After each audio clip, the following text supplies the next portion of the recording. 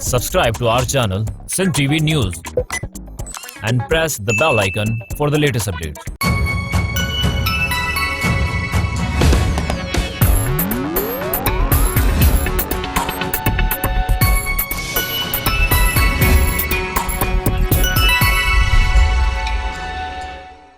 अस्सलाम वालेकुम नाज़रीन, सिंध टेलीविजन न्यूज़ जे पारां मां हमारा मेज़बान फयाज़ नाच। नाज़रीन, अॼु के प्रोग्राम में असां गुफ्तगू कंदासूं अमेरिका जी एम्बेसी में चार्ज डी अफेयर्स यानी नाज़िमुल उमूर जेका एंजेला एगलर साहिबा उन सां गुफ्तगू कंदासूं, उन्हनि जा तजुर्बा ऐं हुननि जेको हुननि जे कैरियर जे बारे में, हुन जो पाकिस्तान जे अंदरि जेके हुन जा एक्सपीरियंसिस आहिनि उन जे बारे में गुफ्तगू कंदासूं। अचो त हुन गुफ्तगू खे अॻिते वधायूं। Hello, Hi, thank you very much for your time. thank you. And I was going through your bio. You have worked for National Gallery of Art, then you have also been volunteer and then diplomat. How you have changed your career? Thank you. First of all, thank you for the question. Thank you so much for inviting me to be a part of your program today. I really appreciate it. I'm so happy to be back in Karachi for the first visit since I returned to Pakistan. So it's a great opportunity to talk to you and to your audience. So thank you for the question. It's an interesting one because I am the daughter of a diplomat. My father, I grew up overseas, and I'm married to a diplomat, and I am a diplomat, and so living in different countries and different cultures has been a part of my entire life. And I've been very grateful for that. And so it has taught me, first of all, that it is important to give service to our country. And that has been one of the reasons why I have been so honored to serve as a U.S. diplomat, to serve as a Peace Corps volunteer, and to work at the National Gallery of Art, which was actually a U.S. government-owned part of the Smithsonian Institute as well. So it has been a great honor both to serve my country, but also to have the wonderful experience of serving in different countries like Pakistan. So you are the daughter of a diplomat. I am.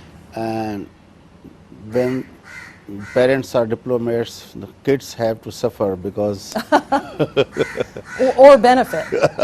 Maybe. Yeah. So what is your experience about that? So I think I did okay. And my mother was a nurse. She is retired now.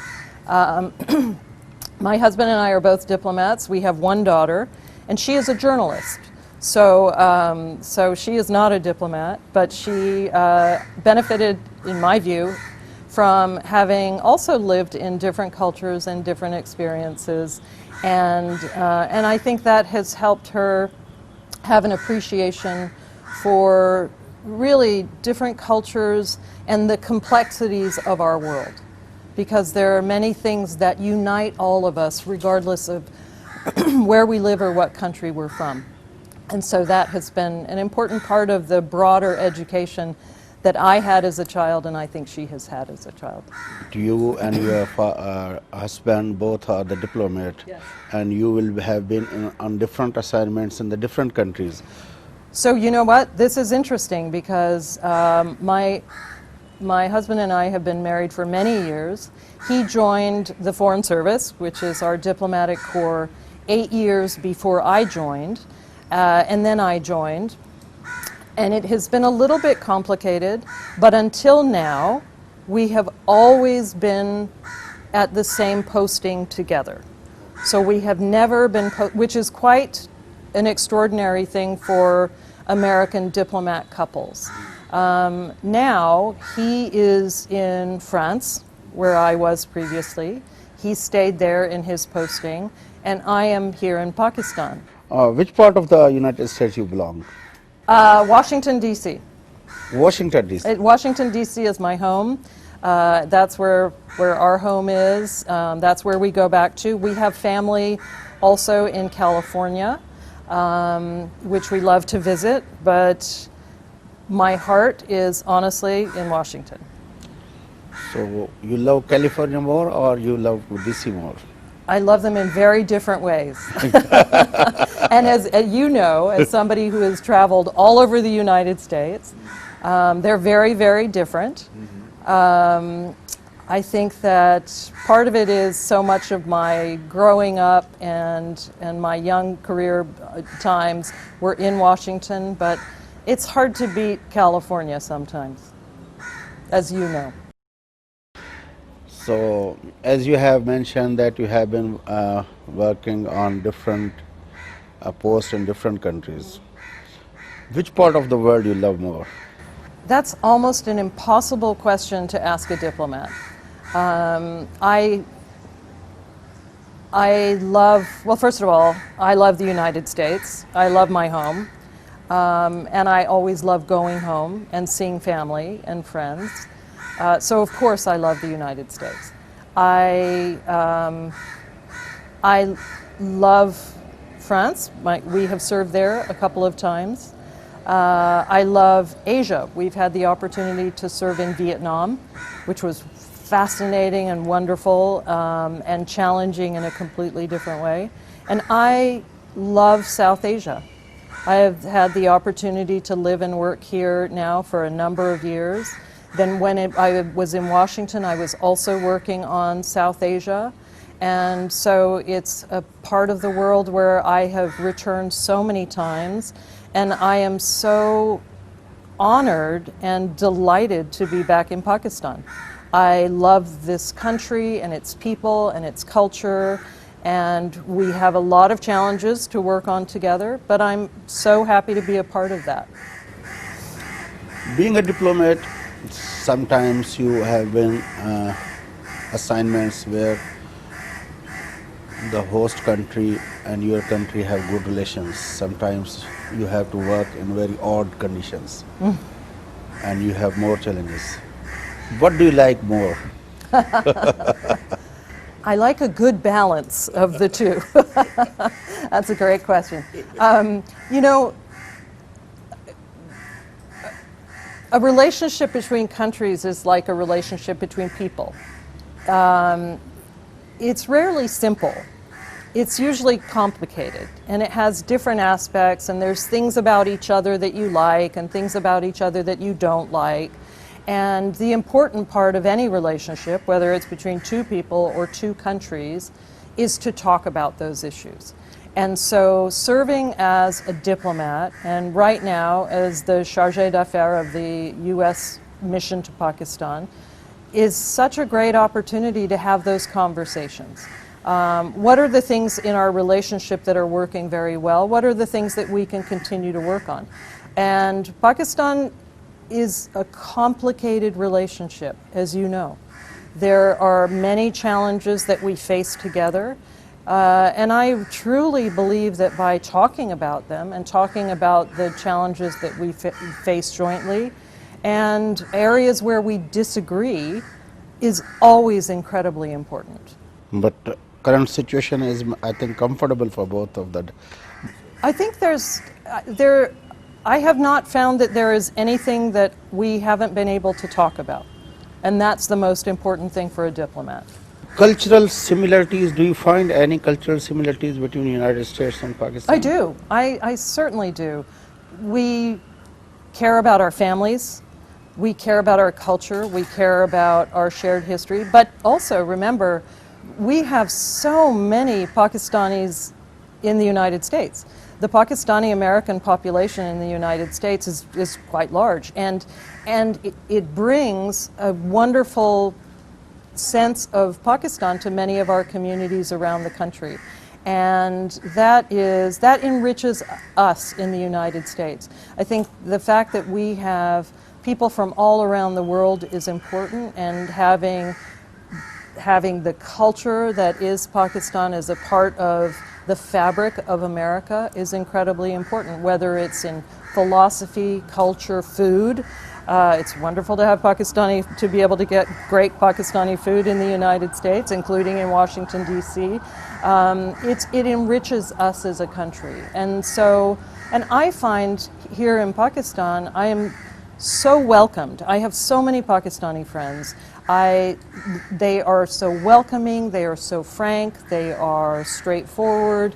We can have honest conversations, they share a lot of information and their feelings, and I really love that about this country.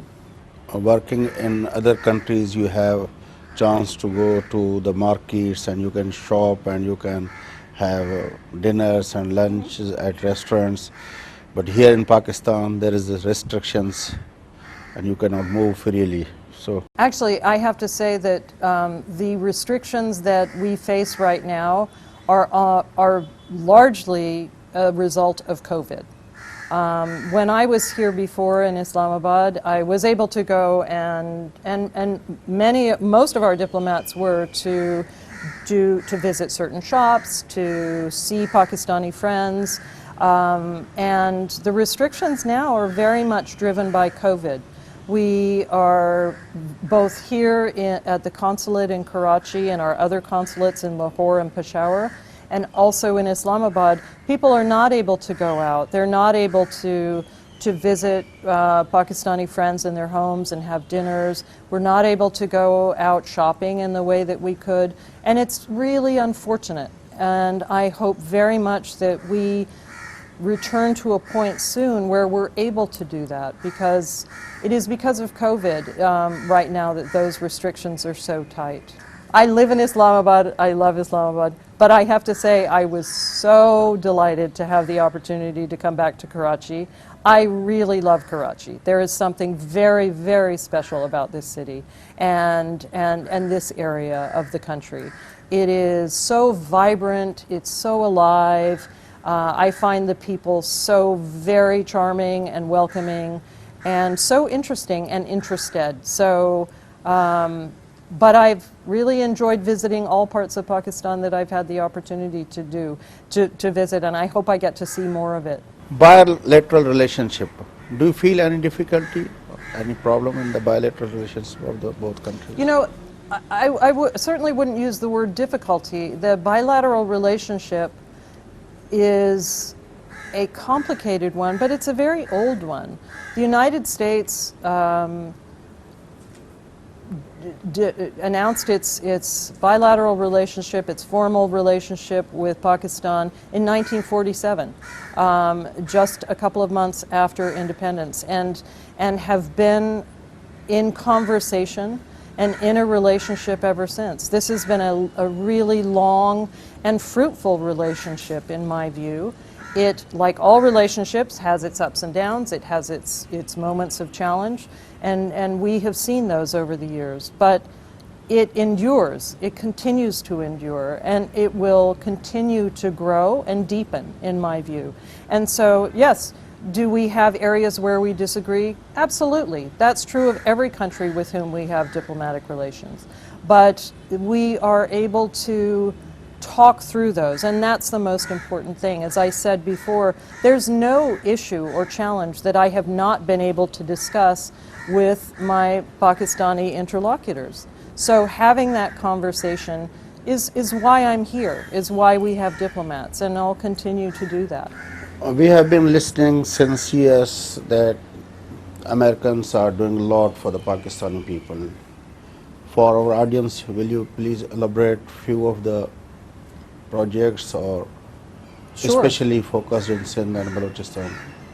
Yeah, I think that we have seen over the years, for decades, we have been working with Pakistan, going back to the 1960s. I think that's an important part where we worked with the agricultural system here in Pakistan.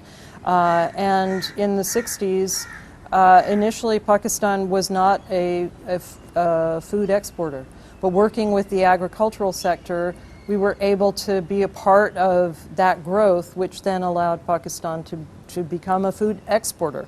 And that was a very important change, and to really feed itself and be able to send some of the food out. That was, you know, just one of many examples. Most recently, during COVID-19, I think, has been a great example that started out with a ceremony here outside of Karachi with ventilators that the United States, our president promised to Prime Minister Khan that we would do what we could to work together on the COVID-19 response, and we're very proud to be able to work with Pakistani partners to provide 200 ventilators, new state-of-the-art ventilators. And the first ceremony was here in Karachi, and that's been an important reaction to COVID, but it's also been an important part of our health cooperation that started years ago. Our cooperation on the crisis centers is something that has been, and the labs is something that was developed for about the previous decade. And because of work that that the U.S. Agency for International Development, USAID, had done, there were so many labs and centers that were able to respond quickly when COVID first became a challenge for Pakistan, because we'd already been working together. Currently, I have seen school buildings in Sindh. Yes. By the USAID. Yes. They're here in Sindh, and they're all over the country. And we have so many educational programs. Thank you for mentioning that. Our educational cooperation with Pakistan is almost unmatched in the world. We have the largest Fulbright program in the world is here in Pakistan, and we also work both on a larger national level, but also with schools throughout the country, and specifically in areas of the country that perhaps do not get the attention from other programs. And so whenever we can help work with the next generation and try to offer them the opportunities for a great education, we love the opportunity to do that. Except Fulbright program, any other educational opportunities for the young Pakistani students? Yes, absolutely. You know, right now everything is a little bit more complicated, or a lot more complicated, by COVID. But we are always so thrilled also to have young Pakistanis come and study in the United States. So we have a very active study in the USA program. We recently had an education fair that was, of course, virtual because we couldn't bring university leaders from the US, but a really successful, very large university fair so that Pakistani students and their families could talk to representatives from different schools and universities in the States and about the opportunities there, and we continue with those. There's also exchange programs like the YES program, which is a high school program, and many others. And so we are always so delighted to welcome Pakistani students to the US. I'm so happy that just in the last month we have been able to start processing student visas again.